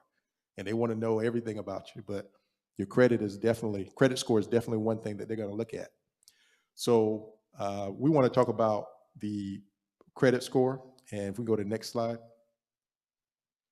And so what is a credit score? And if you can see on the slide, credit score is a number between 300 and 850 that depicts a consumer's credit worthiness. The higher the score, the better the borrower looks to potential lenders, right? So if somebody is looking to lend you money, whether it be the bank, credit union, credit card company, what have you, they'll want to look at your credit score to determine if you have been responsible paying your previous debts. Next slide. And so I broke this down several times, but I want to keep doing it again. Repetition is always key to be able to understand. But the current system, FICO score or credit score is broken down into 5 parts. All right. The biggest part that affects your FICO score is your payment history. And your payment history is basically how well you have paid your bills on time in the past. Have you been late on your payments? Have you been 30 days late, 60 days late, 90 days late, or more? The more days late in 30-day buckets that you've been, the worse it affects your score. And it takes a while for you to get those points back, because only age, meaning the number of years since you've had those particular late payments, will lessen the effect. So let's say, for instance, that you were late on your car note last month. You had a 700 credit score. You were late on your car note. That one missed payment could drop your score, maybe close to 100 points. Just that one missed payment. And, that's one of those things that you want to make sure that you keep in mind, as you're trying to rebuild your credit, is always pay your bills on time. Well, if you're overextended, that's a great time to go back and talk to each one of your lenders and say, hey, I'm overextended. Many times with a lot of these lenders, we like to think, they are big companies and they don't care about me. They just want to take my money. And although that is true, if you take time to sit down and write a sincere letter in pen or pencil or whatever, write a sincere letter to the credit card company explaining your situation. And you might want to look up to make sure you send it to the right department. Many times if you send it in to the address, it'll get to the right people, especially if you do it in the envelope that they give you. Explain your situation, send it. Also make a phone call to speak to someone. Many times they will work with you to create a plan that's affordable so that you can pay. They may cut if it's a credit card, they may cut your limit, or they may, cut your credit spending, but they will work with you. So if it's a matter of you're in over your head and you need to cut your spending, then do that, because that's a great way to get a handle on things and stop being late on your payments. So payment history is 35% of your score. The level of debt, meaning if you have credit cards and you have a bunch of credit cards, how much of those credit cards have you used? If you have 2 $10,000 credit cards and you've used $8,000 on each, so you're basically at, 60%, utilization, on those cards, or 80% utilization, something like that, whatever the math works out. So you're actually using those cards and have a high utilization. If you get that number down to where you're below 20%, you can get the majority of that 30% for your score. The age of your credit, it doesn't weigh that much, 15%, but it is big, and it can make a difference between a 600 and a 700 credit score. But, having a credit card for a long period of time, having a mortgage for a long period of time, those things, help in the age of your credit. 10% is made up of the types of credit that you have, whether you have an installment account, whether you have a credit card, revolving account, those are like the mix of credit that you have. And then 10% are inquiries. So you definitely want to make sure that you minimize the number of inquiries you get on your credit report. Typically, I would say no more than 4 per year if you can help it, because that will affect your score. Now, anytime you're shopping for a loan, whether you're shopping for a mortgage or you're shopping for a car, is as long as because you're going to have to go out and you're going to have to get rates and things like that from different companies. So as long as you do that within a 45-day period, in relation to your score, it will only count once. Now, if you look at your credit report, you're going to see all those inquiries. So if you went to 40 companies for a car, you're going to see all those inquiries on your credit report. But as far as your score is concerned and the calculation of your score, it's only going to count once, or it should only count once.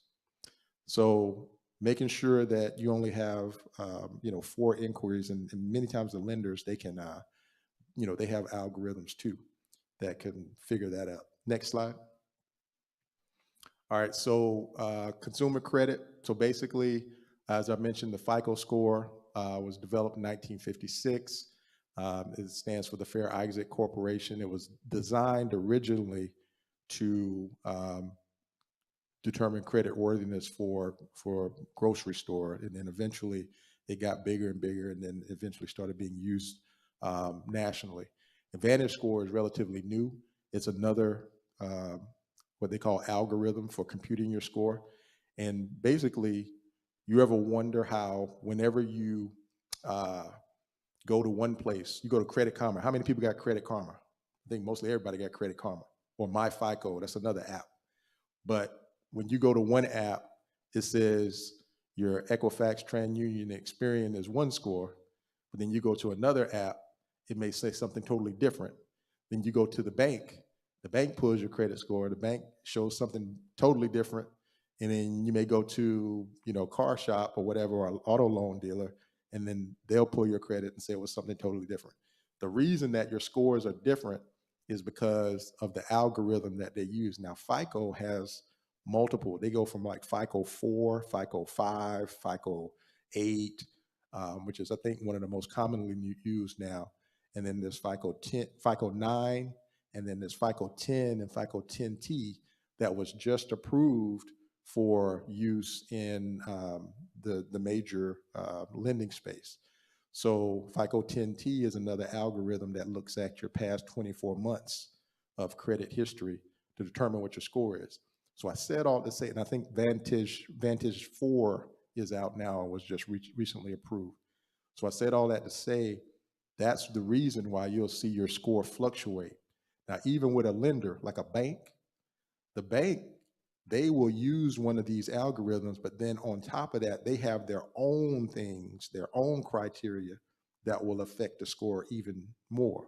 So you have a lender, you have somebody say, hey, I pulled up my credit on Credit Karma, and they said I had a 630, but when I went to the lender and, wanted to get approved for my mortgage, they said I had a 610, and that's because that lender had criteria that they have embedded into their own scoring system on top of the FICO or the Vantage in order to get your score how they see fit. So you have various ways to check your credit. Credit Karma, MyFICO, those are apps you can download. You can also get your credit report online. It's very important to be able to see everything that's on your credit report. And you are allowed to do a free pull of your credit report annually. And the website, I believe, is annualcreditreport.com. So if you go to that website, you should be able to pull all three major consumer bureaus, that's Equifax, TransUnion, and Experian, and look and see what's being reported on you, and also dispute anything that's incorrect, meaning any information regarding your personal identification. Make sure all of that stuff is correct. Next slide. All right, this is just a general idea to kind of tell you what's the numbers mean. It fluctuates so much, so this is not even really concrete. But let's say anything from like a 740 to 850 is considered excellent credit. Anything from 700, 750, is good credit. 650, 699. Fair credit. Actually, it may even go down further than that, almost to like a 580 in some cases. And then, of course, 300 to like a 579, 580 is considered poor credit. Next slide. All right, like I mentioned, there's three major consumer credit reporting agencies. There's Experian, TransUnion, and Equifax. Right now, we're in the Biden administration, and the Biden administration is pushing legislation to get rid of the Experian, TransUnion, and Equifax, meaning the commercial credit reporting agencies. And that will be replaced by the government agency, which is the CFPB, which is the Consumer Finance Protection Bureau. And the reason is because these consumer credit bureaus are highly manipulated, right? We all know the tricks and the schemes and things you can do to manipulate. But once, if the legislation passes and things get transferred, whatever your credit score is now will get transferred over to the CFPB, and it'll be a lot harder to change. So it's going to be basically, whatever your credit score is, you're going to have to do the right things in order to make sure that your credit score is good. And I don't know what algorithm they're going to use. They may even create their own. I don't know. But the idea is to do what you can to try to clean up your credit. There are good credit repair companies out there, but do your due diligence. Make sure you find a reputable company. Talk to people that have done them. Because a lot of this stuff too, if you log on to these websites, you can do disputing yourself for free. So, but some people just need help. Just make sure you do your due diligence. Next slide. Also, maybe when you get your reports, make sure you review your reports, every line, make sure every line looks and you understand what's on it. Anything that needs to be disputed, any erroneous information, dispute it, and also verify. Have it verified so that you can, make sure that things are correct. There's a lot of people that have misinformation on their credit report and they don't even know it. And that could be hurting their score. And, they don't even know it. I found erroneous information on my credit report where accounts that I had closed 10 years ago was still showing up on my credit report as open, and they were actually closed. And so they were affecting my credit. So make sure you go and check your credit report. Pull it down if you want to pull one for free from Annual Credit Report, and then get your free credit reports for all three bureaus and verify everything. Next slide. All right, so there are also some hidden agencies out there, and I have them listed on the screen. They're LexisNexis, SageStream, Innovis, ARS, Check Systems, CoreLogic, and the MIB, which is the Medical Information Bureau. These are all they're all organizations that hold data on you from the time when you were very little to where you are now. And so anytime anybody wants to pull up a history of, your activity, they want to find out about that speeding ticket you got when you was 15, or if they wanted to find out about, a foreclosure, even if it doesn't show on your credit report, it's still going to be on one of these reports, probably the LexisNexis or the possibly the CoreLogic. But each one of these actually stores different and some overlap of information in order to track you. But as far as the credit score is concerned, the credit score doesn't hold this information. Now, there are some lending institutions that may, in their algorithm, try to hit these reports to pull information. And it's up to you whether you want to leave them, and there's mixed school of thought of how you want to do this. But with me, because I'm very protective of my credit, I decided to freeze everything. So I have my Equifax, TransUnion, and Experian frozen, but I've also frozen all of these credit reports. Well, they're not credit reports, but all of these information repositories. So let's say if somebody wants to go and pull a credit score on me or do some verification and they hit one of these reports, they're going to get something that says this report is not accessible because it's frozen. And that's basically because there's something that I don't want people looking at all my information, because some people are nefarious and they'll want to get into stuff that you do not want them to see. Yes, sir. The question I have for you is an example of where an employer does a search for your credit report. On the freeze portion that you are addressing, how would that work if I freeze my credit report? An employer is trying to look at it. Would it impact them hiring me because they can't get this summer? How does that work? Yeah, that's a great question. So yeah, if you're going to get a job, I would suggest you unfreeze your credit, because they're gonna, especially if the job requires to check your consumer profile, because if they need to check it and it's frozen, then you want to make sure that you unfreeze it so that they can do that. Otherwise, I've been in situations where I filled out applications online and, I was told, this will not affect your credit, blah, blah, blah. But as soon as I filled everything out, sure enough, they tried to hit my credit. And thankfully, I got a notification from, let's say, in this particular case, Experian. We blocked an inquiry into your credit, and I was like, see, this, you got to be careful. But so it's like a safety guard as well.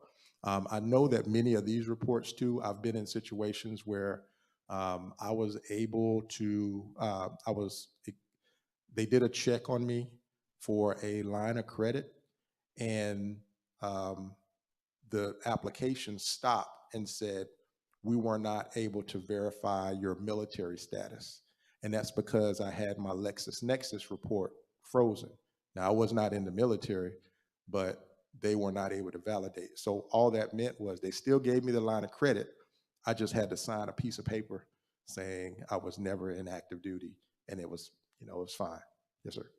Okay, in the case where when you are seriously seeking employment, you know how you fill out 15 or 20 applications? I'm quite sure you probably are not familiar with every employer's process, but how would that affect your credit that all those people are going up against your credit report? Because I remember one time I put in over 30 or 40 applications.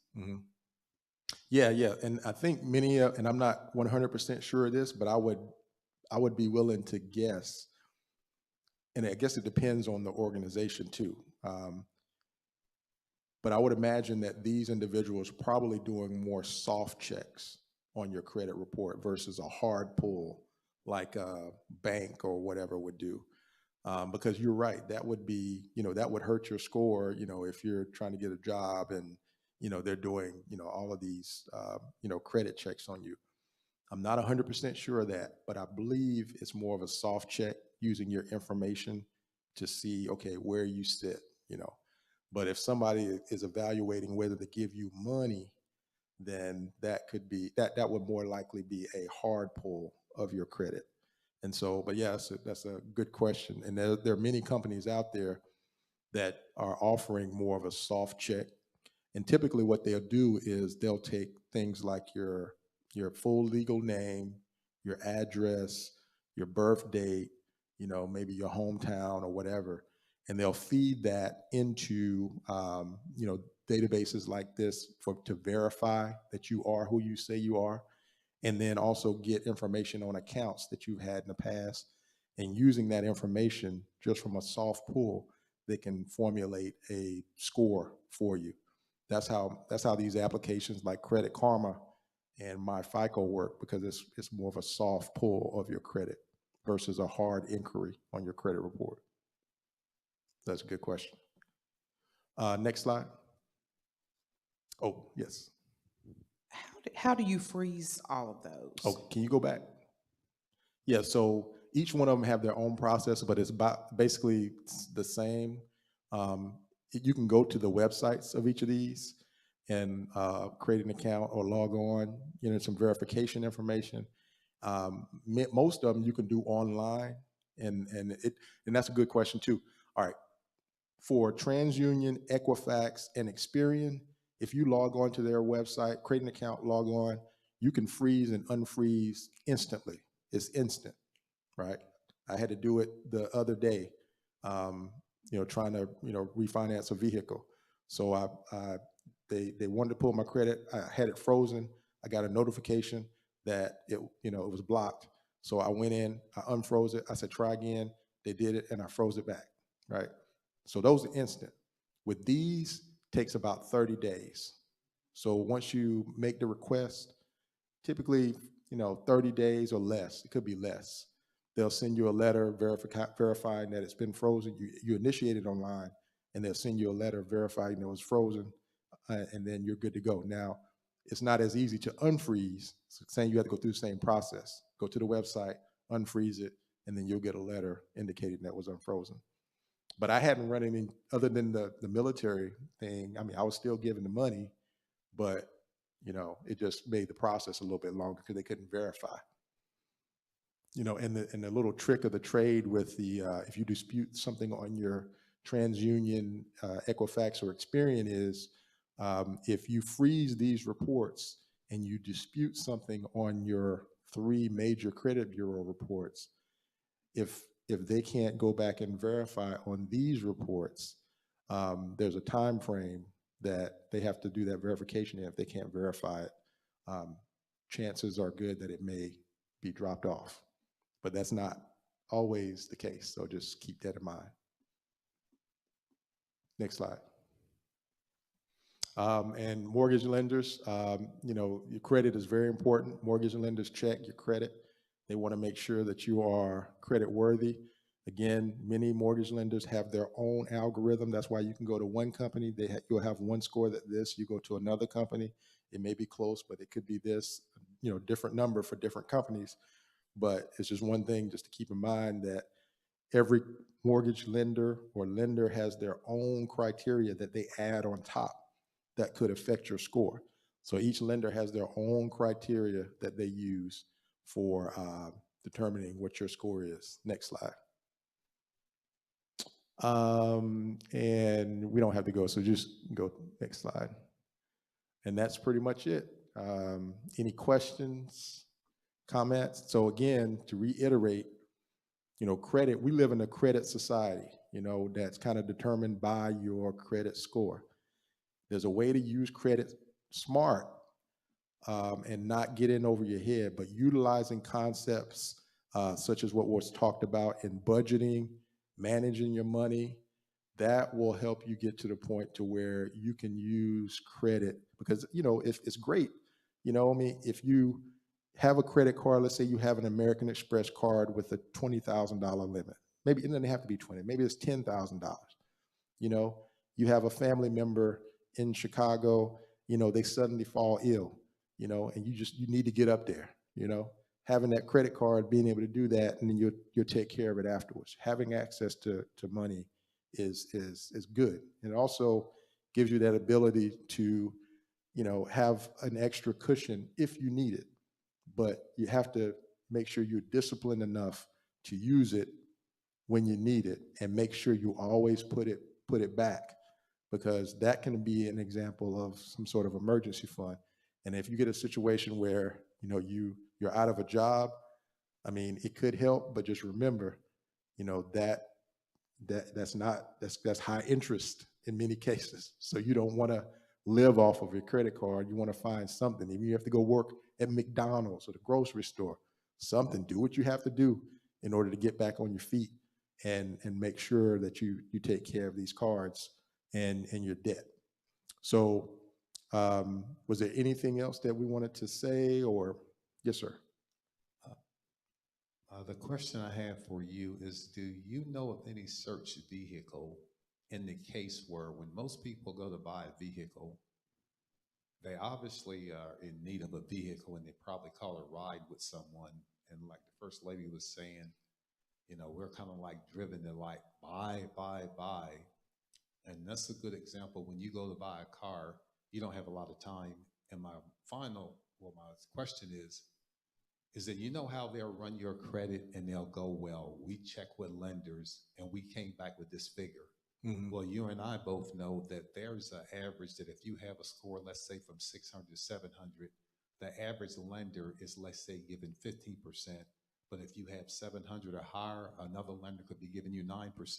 Mm-hmm. Do you know of a way that a person can find out that information before going to a dealer, besides in the obvious case that if you know if your credit is bad and you ain't been paying your bills, you know you're going to get hit with a high interest rate? But is there a way for the people that before you get in there with that dealer and they go, yes, sir, we checked every lender that we normally deal with, Mm-hmm. and here's what we came back with, because I ran into a case where, no, they did not give me the best rate, and I knew it wasn't the best rate. Mm-hmm.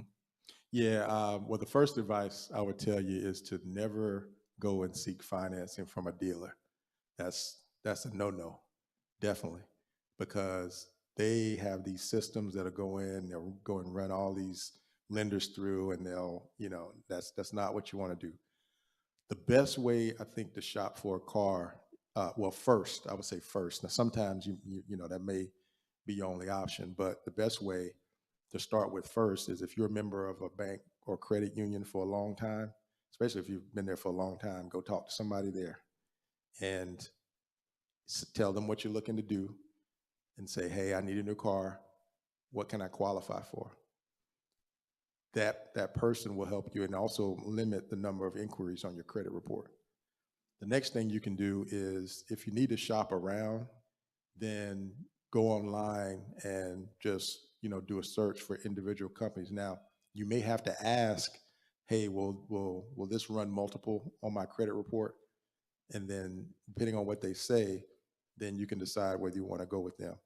Then at the very last resort, you know, is when you can actually go to a dealer. But you have to understand that when you go to a dealer, you know, they do have access to all these lenders that are out there, but, you know, it could be, you know, it could be damaging, you know, to your credit. And you may not get the best deal depending on which situation. If you have good credit, best to go to whatever bank you've been banking with that have a good relationship. They're more likely to give you the best rate. But that's a good question.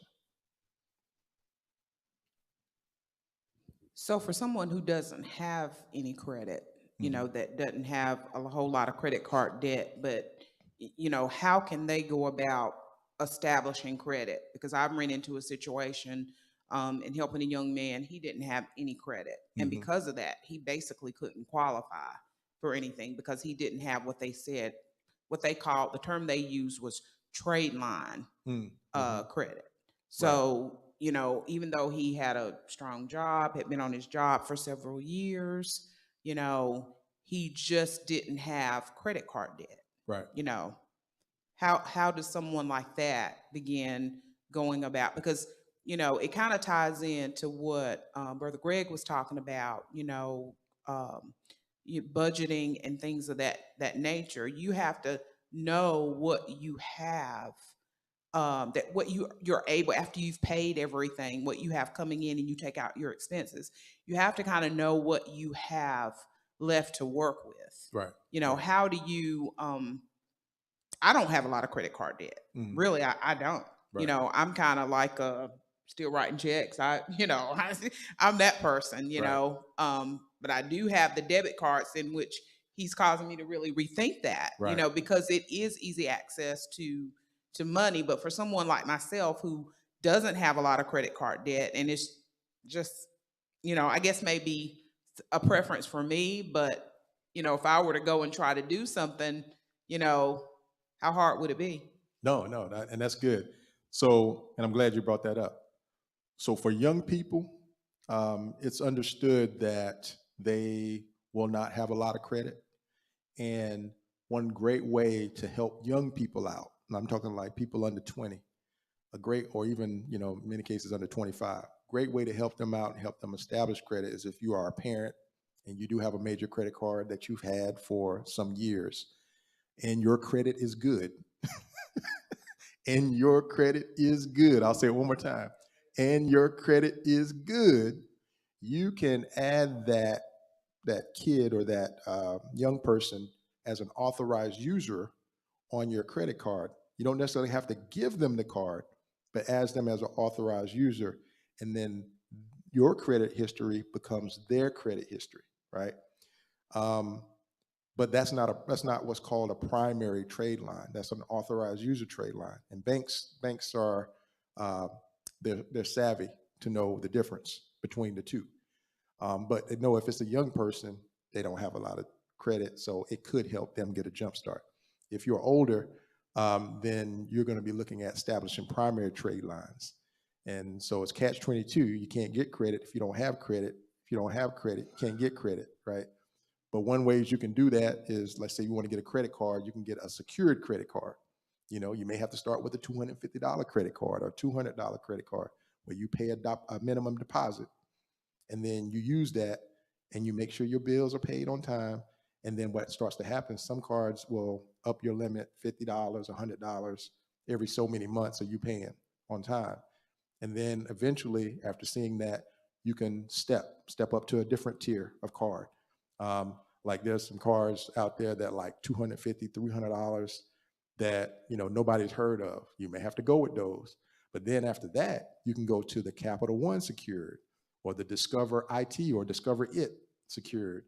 And then those graduate into unsecured after you've been paying your bills. Then after that, you may be able to go to the Bank of America and then, you know, then move up to the Chase. And then the ultimate goal, everybody know what the ultimate card is, right? The American Express, Platinum, Unlimited. You can go buy a car on your credit card. Won't even think twice about it. Yes. So most often too, you get in the mail, you know, these pre-approved credit cards. Well, how are they pre-approving you for that? You know, Yep. are they pulling your credit on that? Soft pull. Wow. Yeah, they're just doing a soft pull, and that's a pre-approval, but that doesn't necessarily mean you're gonna get the card, right? But you know, chances are, if they, you know, the soft pulls, the pre-approvals are pretty good, and if you don't go out and buy a whole bunch of stuff before you actually use that little code and apply, chances are you will get that card. Yeah. So, but yeah, those will come in a way. And if you want to start getting some of that stuff, if you're not getting it now, and you want to start getting some of that, like, because all they do, they look at these those repositories like LexisNexis and stuff. Go apply for a fishing license or something that'll report to LexisNexis. And then when these companies go to read that information, it's, oh, okay, yeah, well, let's send him some stuff. And you'll start seeing these approval envelopes coming in the mail. A lot of people start receiving them after, I think they applied for something with older folks. I'm not sure if it's like AARP or something. Medicare, maybe, I don't know, something like that. And they'll start getting these things in the mail. So maybe disability too, you know, all these things that kind of report, you'll start to get some of that stuff in the mail if you want it. If you want that junk mail. Are you start? Yeah, there's a way to do that. Actually, there's a website. And there's a website you can go to enroll to get that stuff. I can't remember what the name of it is, but stopping that's a whole nother thing. So, any other questions? All right. Well, definitely thank everyone for joining us here and online for this economic empowerment workshop. Our goal is to make sure that we disseminate information to everyone who wishes to receive it so that everyone can be better prepared to live their life in economic freedom. We're going to continue these, and there will be information on the schedule of future events, but we want to continue to encourage, everybody that has come out here today, encourage you to come back. And then those individuals online, definitely encourage you to come back and join us for the next session. And information will be put out then. Yes.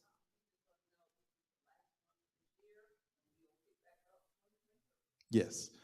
So our illustrious director, Reverend Minister Don Johnson, wanted me to let everybody know that this will be the last workshop for this year. And we will pick back up again with more workshops starting next year. And we got some great workshops coming up where we're going to be discussing all kinds of things in terms of, financial planning, taxes, insurance. We're going to be going through the gamut. So make sure that you are, on the list. If you want to be on the list, make sure that you send an email to cbcedev, that's cbcedev@gmail.com, to make sure that you're put on the list so that we can make sure you have all the information you need. So, and also if you want to come, join us, you have some ideas, please let us know, send us an email. We'd love to get them out. Anything else? What's that? They're free, right? These seminars are free. We're not asking for money. There's no cover charge. You could get into this party. All right, so if all hearts and minds are clear, we just want to say a little blessing to cover us as we leave this place. Dear Lord, we'd like to thank you for allowing us to come together to learn and educate us in the aspects of financial literacy so that we could be better stewards of the increase that you give us. We just ask you just to be on our hearts and minds as we continue throughout our daily lives and manage the gifts that you allow us to receive. We just ask that you continue to touch everyone, Lord God, give them the wisdom to manage their funds and their money correctly, and then also be able to set them up for increase. Lord, we just love everything that you're doing in our community, and we love the growth that you're going to give to this organization as we continue to push the word and let everybody know that there is knowledge that can be used in the glorification of your kingdom. Lord, we just love you, we bless you, and we magnify your holy, precious name. These blessings we ask in your name, Heavenly Father. Amen. And go forth and be prosperous. Thank you.